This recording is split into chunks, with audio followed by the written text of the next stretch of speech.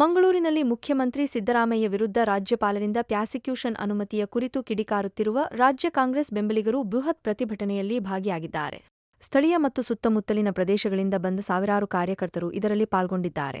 ಪ್ರತಿಭಟನಾ ಜಾಥಾದಲ್ಲಿ ಎಂಎಲ್ಸಿ ಐವನ್ ಡಿಸೋಜಾ ಮತ್ತು ಜಿಲ್ಲಾ ಕಾಂಗ್ರೆಸ್ ಅಧ್ಯಕ್ಷ ಹರೀಶ್ ಕುಮಾರ್ ಸೇರಿದಂತೆ ಹಲವಾರು ಪ್ರಮುಖ ನಾಯಕರು ಉಪಸ್ಥಿತರಿದ್ದಾರೆ. ಕಾರ್ಯಕರ್ತರು ನಾರಾಯಣಗುರು ವೃತ್ತದಿಂದ ಮಂಗಳೂರು ಪಾಲಿಕೆಯವರೆಗೆ ಕಾಲ್ನಡಿಗೆ ಜಾಥಾದಲ್ಲಿ ಪಾಲ್ಗೊಂಡಿದ್ದಾರೆ.